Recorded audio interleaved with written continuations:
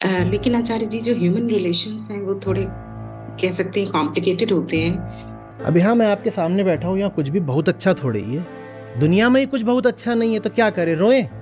हम कहते हैं हमारे जीवन में जो लोग हैं हमारे साथी वो बहुत अच्छे नहीं हैं, हम ही कितने अच्छे हैं। हमारी देह कितनी अच्छी है, हमारा तन मन कितना अच्छा है, तो क्या करें? इसको पकड़ के क्या करें बताओ तो? कब तक अफसोस मनाएं? काम कर लो, काम कर लो। जो कुछ भी है जैसा भी है काम कर लो, और क्या करोगे? नमस्कार आचार्य जी। जी। अ, जैसा कि आपने आज बताया कि जब किसी भी चीज की शुरुआत गलत होती है तो उसमें आगे जाके भी हमें कोई उसका लाभ होता नहीं है। लेकिन आचार्य जी जो ह्यूमन रिलेशंस हैं वो थोड़े कह सकते हैं कॉम्प्लिकेटेड होते हैं। तो पहले तो हमें पता ही नहीं होता है कि जो रिश्ता हमारा हमने बनाया है स्वयं वो सही है या गलत है, या सही गलत की तो मैं उतना नहीं है। जो मिसमैच्ड रिलेशन होते हैं जिसमें ना कोई पूरी तरह से सही होता है ना कोई पूरी तरह से गलत होता है, it is a kind of mismatch. तो मिसमैच्ड रिलेशन में हम कैसे डिसाइड करें अ, अ, कि हमें अपनी पूरी हिम्मत को सेंटर में रख के हम लौट लें उस रास्ते से, या जैसे कि हमारी कंडीशनिंग हुई होती है कि अ, हम कितना समय दें, और अगर दें भी तो क्या वो जो 2 या 5% उम्मीद है उसके लिए हम कुछ साल और दे के उसको परखें कि आगे चल के हो सकता है कि चीजें इम्प्रूव्ड हों। तो ये डिसीजन रियल लाइफ में काफी मुश्किल होता है। तो हम क्लैरिटी कैसे लाएं कि हमें किस डायरेक्शन में आगे जाना चाहिए? ये है। हम्म। हाँ जी सर। ये ठीक है पर बहुत बढ़िया नहीं है। ऐसे ही है, सब यहाँ ला के रख देते हैं।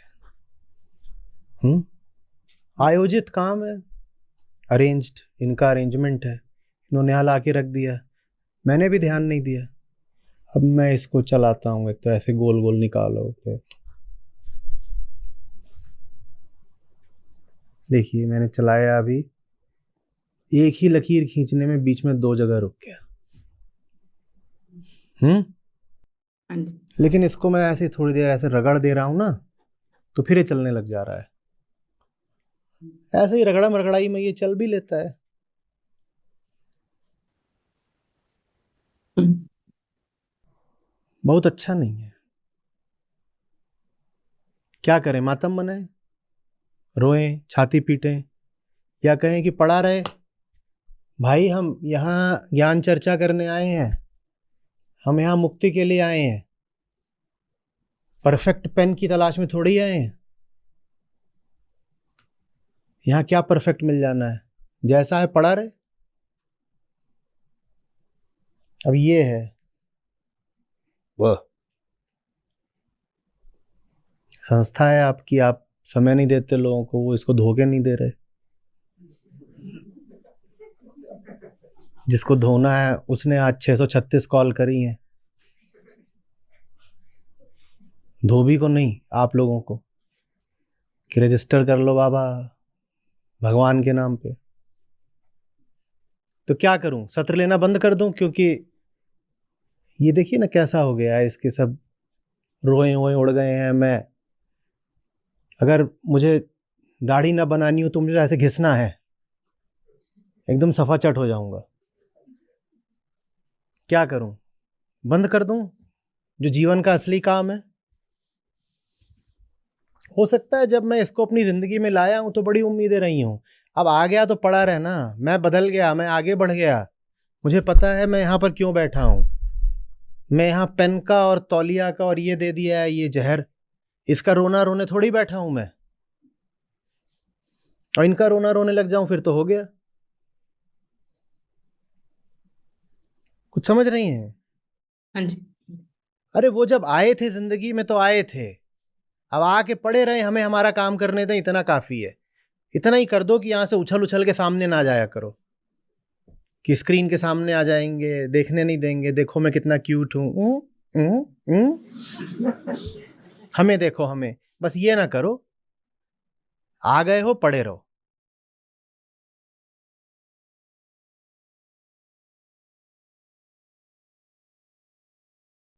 मेरा ये जीवन में भी और संस्था में भी उसूल रहा है मैं बस ये कर देता हूं कि मैं अपना ध्यान खींच लेता हूं। मैं कहता हूं पड़े रहो, पड़े रहो, तौलिए की तरह, कलम की तरह, गिलास की तरह पड़े रहो। मैं कहां तक तुम्हारा रोना रहूंगा, मैंने प्रयास करके देख लिया। आप भी जीवित लोगों की बात कर रही हैं ना। जीवित आदमी को उसकी रजा के बिना सुधारा नहीं जा सकता, और उसकी है ही नहीं रजामंदी, सहमति। आपने प्रयास करके देख लिया, उसको नहीं सुधरना, तो फिर आप यही कह सकते हो कि तौलिए की तरह तू पड़ा रहे, बस पड़ा रहे। मैं कुछ समझा पा रहा हूं या हम तौलिए की बात कर रहे हैं? नहीं नहीं, आचार्य जी, मैं समझ रही हूँ कि उस व्यक्ति की या उस रिश्ते की अपनी लाइफ में जो भी महत्ता है उसको आप मैं आगे डिसाइड। बढ़ गया। एक दिन जब मैं कलम खरीदने गया था, मुझे लगा था कलम थोड़ी ही है, ये कोहिनूर है, और इसको मैं जिंदगी में ला रहा हूं तो पता नहीं क्या हो जाएगा। काला शाह काला, मेरा काला है दिलदार। अब हो गया, ठीक है, पड़ा रहे भाई। दिख गया कि तू नहीं चलने का, पड़ा रहे। कभी कभार घिस देंगे, कुछ बहुत जरूरत पड़ेगी तो घिस घिस के रगड़ के चला भी लेंगे। अब यहां मैं आपके सामने बैठा हूं, यहां कुछ भी बहुत अच्छा थोड़े ही है। दुनिया में ही कुछ बहुत अच्छा नहीं है तो क्या करें, रोएं? हम कहते हैं हमारे जीवन में जो लोग हैं, हमारे साथी, वो बहुत अच्छे नहीं है। हम ही कितने अच्छे हैं, हमारी देह कितनी अच्छी है, हमारा तन मन कितना अच्छा है, तो क्या करें? इसको पकड़ के क्या करें बताओ तो? कब तक अफसोस मनाए? काम कर लो, काम कर लो, जो कुछ भी है, जैसा भी है, काम कर लो। और क्या करोगे?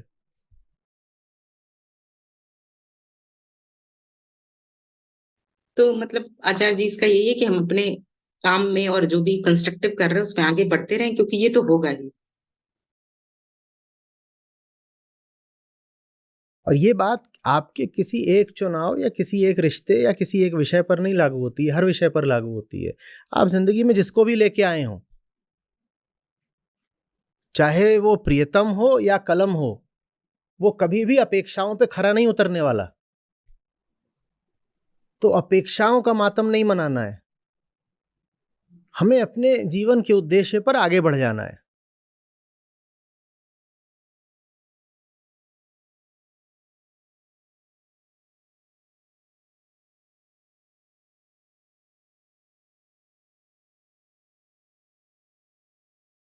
अब मैं इससे लड़ने भी बैठूं तो वो भी मेरे समय की बर्बादी है ना? नहीं, बिल्कुल आचार्य जी, एनर्जी सब की। कहाँ ये ऊंची बातें, और कहाँ मैं कलम से लड़ रहा हूं, तौलिए से लड़ रहा हूं। और ये, और मुझे बड़ी शिकायत है इससे, इसमें ये देखो ये निकल आया, क्यों निकल, इसको घिस घिस के हटाया जाए। ये करूं या आपसे बात करूं? और जब मैं इसको लेके आया था, सही बता रहा हूं, ये गुलाबो बिल्कुल गोल थी, और देखिए अब ये इसने क्या कांटे विकसित किए। पहले पता होता कि इसके कांटे निकलने वाले, में से जिंदगी में लेके नहीं आता। अब आ गई है, और देखिए ये क्या कांटे कूंटे। क्यों बेटा, गेंद की बात नहीं हो रही है? तो क्या करें? कुछ नहीं करें, टोकरे में बैठ जा, पड़ी रहे।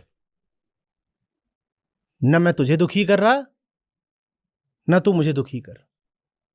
मैं सत्र में बैठा हूं, मुझे ध्यान लगाने दे। और कुछ चाहिए, दाना पानी, रुपया पैसा, ले ले, पड़ी रहे।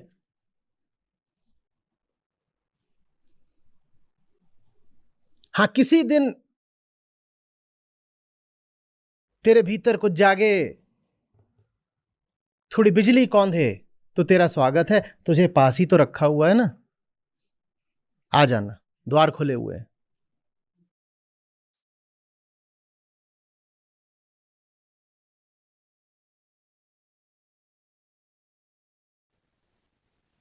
बिल्कुल सही है आचार्य जी, यही एक सोल्यूशन है इन चीजों का।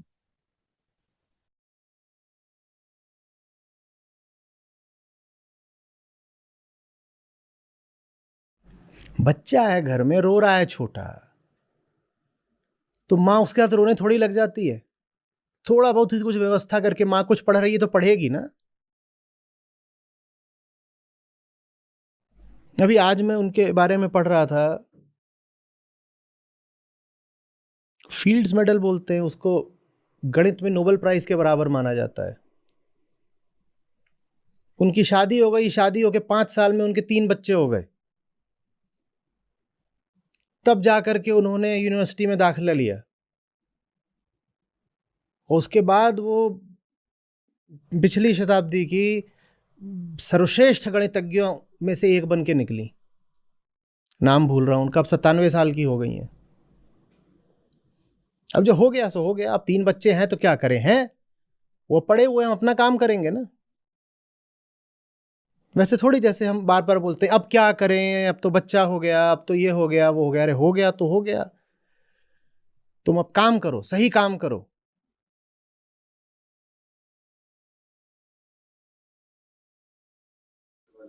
ये चीज चूंकि अभी अभी मैं किसी कदर खेल के आ रहा हूं, बड़ा बड़ा बुरा अनुभव रहता है आजकल। जब से 30 के 30 दिन सत्र शुरू हुए हैं, पहले तो ये होता था कि महीने में कुछ दिन मिल जाते थे जब मैं खोल करके खेल सकता था बिना समय की परवाह करे। अब तो ये रहता है कि भाग के आओ, देर होगी, रोज की बात है। तो खेलने में क्या होता है, एक और तो आपने जीता जिताया पॉइंट था वो गंवा दिया, तो उसकी बड़ी एक कुंठा रहती है, क्रोध रहता है, चिढ़ रहती है ना।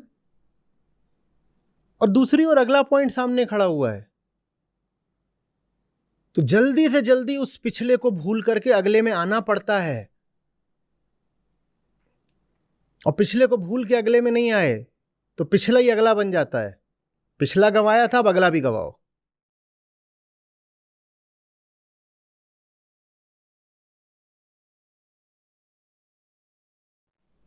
इस मामले में खेल बहुत बढ़िया होते हैं। फर्स्ट सर्व फॉल्ट कर दी और गुस्सा आ रहा है, लग रहा है रैकेट पटक दें, अब सेकंड सर्व भी फॉल्ट होगी। या फिर भूल जाओ, चुपचाप भूल जाओ, जो हुआ भूल जाओ। रैली आपके कंट्रोल में थी, पॉइंट आपको मिलना चाहिए था, लेकिन तुक्के से ओपोनेंट को मिल गया, ऐसा लगता है नाइंसाफी हो गई। भूल जाओ, जो भी है पॉइंट चला गया, जो भी हुआ था वो चला गया। जो हो गया अब हो गया।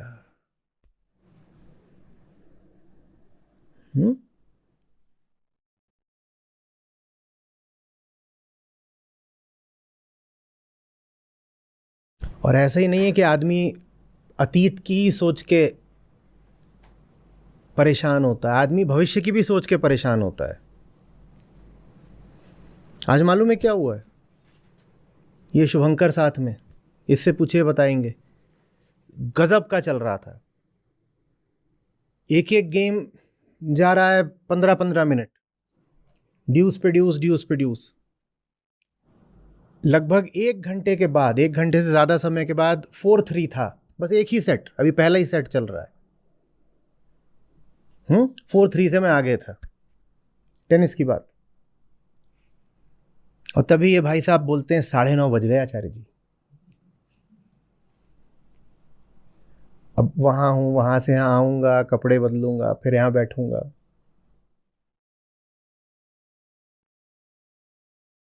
भविष्य भी व्यवधान कर देता है। लंबी लंबी रैलीज, एक के बाद एक ड्यूस खेलने कि मेरी ऊर्जा ही समाप्त हो गई, क्योंकि आधा दिमाग घड़ी पर लग गया कि वापस पहुंचना है। तो रैली लंबी होने लगे तो विनर मारने की कोशिश, अब जबरदस्ती विनर मारोगे तो फाउल ही होगा।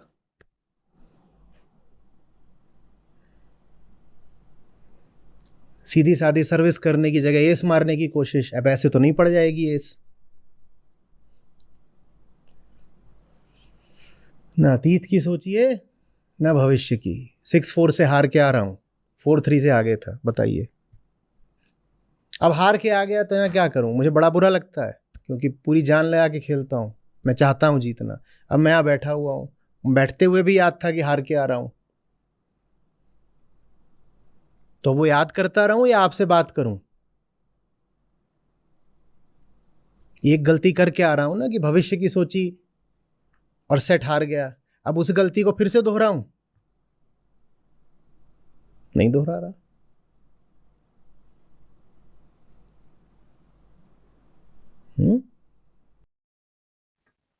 धन्यवाद आचार्य जी। प्रणाम आचार्य जी।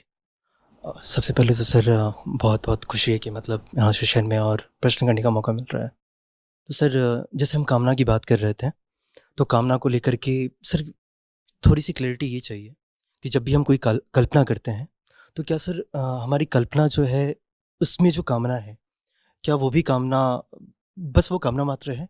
क्योंकि एक ऐसी लाइन है जो सुन रखी है कि imagination is more important than knowledge. तो क्या इस तरह का इमेजिनेशन, कल्पना जो करी जा रही है, तो क्या कल्पना भी कामना से जुड़ी है? और ऐसी कोई भी कल्पना जो बेहतर समाज की या किसी भी पर्सपेक्ट में हम देखें, तो इसको थोड़ा स्पष्ट करें। जंगल में शेर ने बेहतर समाज की कल्पना करी। वो बेहतर समाज कैसा होगा शेर के मुताबिक? शेर ने कहा, ये कोई तरीका है? मैं यहां का राजा, बुजुर्ग, और ये 2 कौड़ी के खरगोश और हिरण हमें दौड़ा रहे हैं। ये बदतमीजियां नहीं चलेंगी। जंगल में मर्यादित आचरण की संहिता लेकर आएंगे, एक बेहतर समाज बनाएंगे। वो कैसा होगा बेहतर समाज? कैसा होगा? शेर ने एक नई आचरण संहिता लिखी है अब सब जानवरों के लिए। वो क्या होगी कि हिरण लोग खुद चल करके हमारे सामने आ जाएंगे, और जो हिरण आएगा वो छुरी कांटा भी अपना साथ लेके आएगा। खरगोशों कोई गिनती ही नहीं। सुबह नाश्ते में 3, फिर हर 2 घंटे में एक स्नैक में। समझ में आ रही है बात? क्या समझे? मतलब हमारी जो कल्पना है वो भी काफ़ी उच्चतम होनी चाहिए, अदरवाइज कोई भी कल्पना आती कहां से है? आप कहते हो मुझे एक बेहतर समाज चाहिए और आज मैं उसकी कल्पना कर रहा हूं। वो कल्पना करने वाला कौन है? हाँ, और हिरण ने कल्पना करी तो वो क्या कल्पना करेगा? वो भी कल्पना ही कर रहा है। वो भी बैठ करके वो कल्पना कर, एक आदर्श जंगल होना चाहिए। और वो क्या कल्पना करेगा कि शेरों को सबको वन निकाला दे दो, और शेरनियों को सबको घास चरना सिखाओ, और ये हमारे यहां आकर के सफाई वगैरह करना सीखें। आप जिसको एक आदर्श समाज बोलते हो, बेहतर ही बोलते हो कि आगे कुछ और अच्छा होना चाहिए, वो आप ही के अनुसार तो अच्छा होना चाहिए ना। आप हो कौन? आप हो अहम। अहम जो कल्पना करेगा वो सब उसके स्वार्थ को बढ़ाने के लिए ही तो होंगी। समाज के जो अलग अलग वर्ग हैं उनको देखो, सबकी भविष्य को लेकर अलग अलग कल्पनाएं होती हैं। क्यों होती हैं? क्यों होती हैं? अपने अपने स्वार्थ के हिसाब से। जिनको आरक्षण नहीं मिला हुआ है वो कल्पना करते हैं एक दिन ऐसा आएगा किसी को नहीं मिलेगा, या सबको मिलेगा। जिनको मिला हुआ है वो अगले आदर्श समाज की कल्पना करते हैं कि मिला हुआ है तो अनंत काल तक मिला रहे। कल्पना तो सब करते हैं भविष्य की, पर अपने अपने हिसाब से। तो इसीलिए कल्पना कोई बेहतरी नहीं दे देती। कल्पना तो अहम का प्रक्षेपण होती है, विस्तार होती है। कल्पना जैसे बीमारी से निकलती है भीतरी, बीमार मन का विचार होती है कल्पना।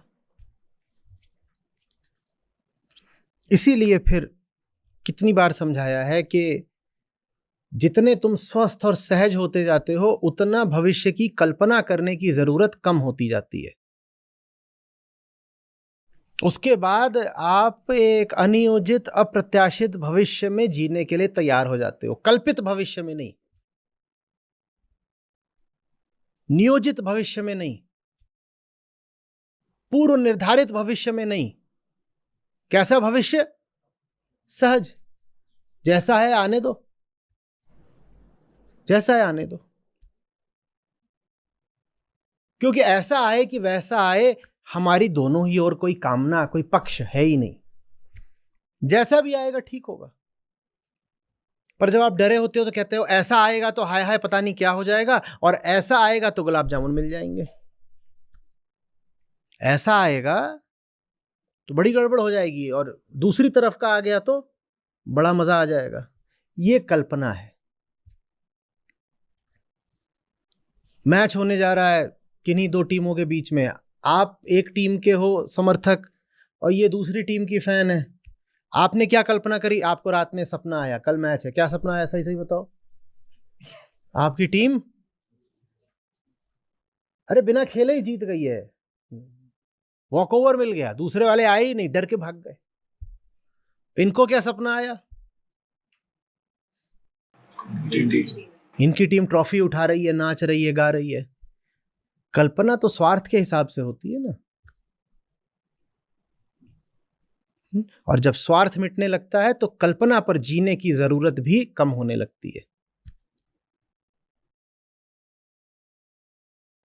धन्यवाद आचार्य जी।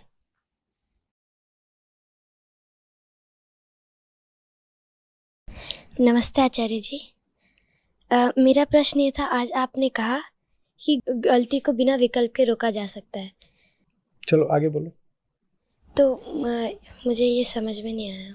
अरे मुझे ही नहीं समझ में आया क्या है। मुझे लगा आगे कुछ बोलोगी तो मुझे समझ में आ जाएगा। क्या बोला था भाई मैंने विकल्प वगैरह पर? मैंने कहा था कि तुम गलती इसलिए करते रहते हो क्योंकि बहाना बनाते हो, कोई विकल्प ही नहीं है तो क्या करूं, कोई विकल्प ही नहीं है मैं क्या करूं। रोज क्यों बेईमानी करते हो? कोई विकल्प ही नहीं है इसलिए रोज बेईमानी करता हूं।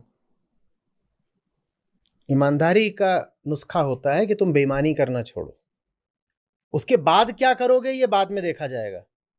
बाद में जो होना होगा खुद ब खुद हो जाएगा। सबसे पहले तुम बेईमानी करना छोड़ो। तुम अगर ये कहोगे नहीं पहले मुझे बेहतर विकल्प दिखाइए फिर मैं अपनी घटिया जिंदगी छोड़ूंगा, तो वो विकल्प कभी मिलने का नहीं, कभी नहीं मिलेगा। ये सब अच्छे से समझ लें।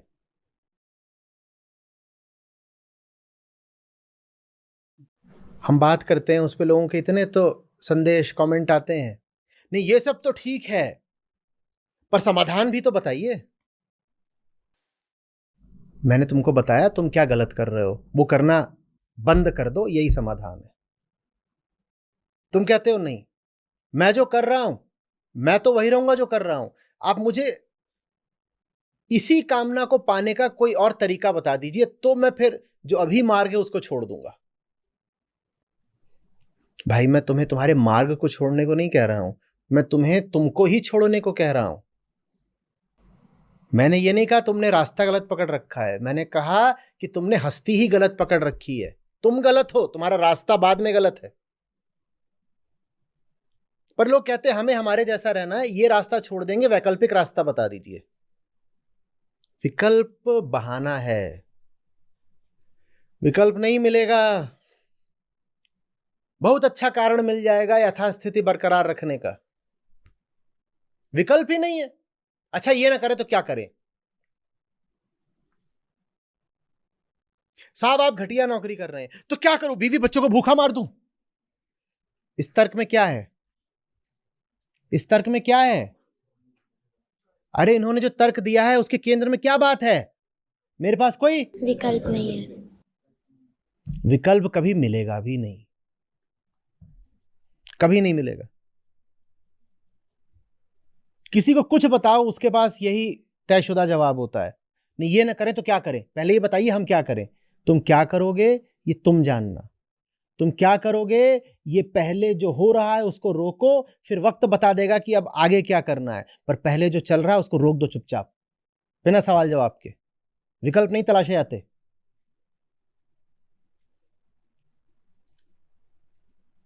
हम झूठा आश्वासन मांग रहे हैं, हम कह रहे हैं देखो मैं वर्तमान में गड़बड़ कर रहा हूं, इसको रोक सकता हूं, लेकिन पहले भविष्य के लिए एक बढ़िया विकल्प बता दो, ताकि मेरे स्वार्थों की पूर्ति वैसे ही होती रहे जैसे अभी हो रही है।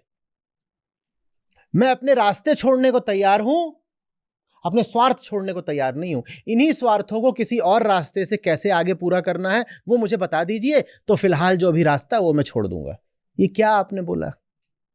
क्या दम है इस बात में? जो नहीं ठीक है उसको तत्क्षण त्यागिए। इंतजार मत करिए कि कुछ और मिलेगा तब छोड़ेंगे।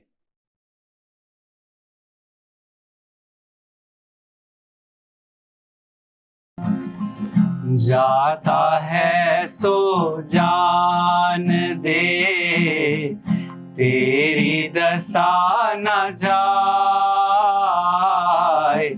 जाता है सो जान दे, तेरी दशा न जाए।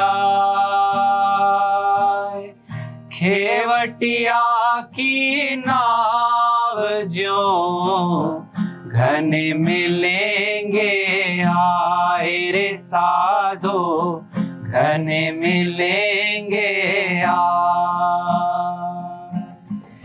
एक दिन ऐसा होएगा कोई काहू का नाही। एक दिन ऐसा होएगा कोई काहू का नाही। घर की नारी को कहे तन की नारी जाहिर साधो, तन की नारी जाहि।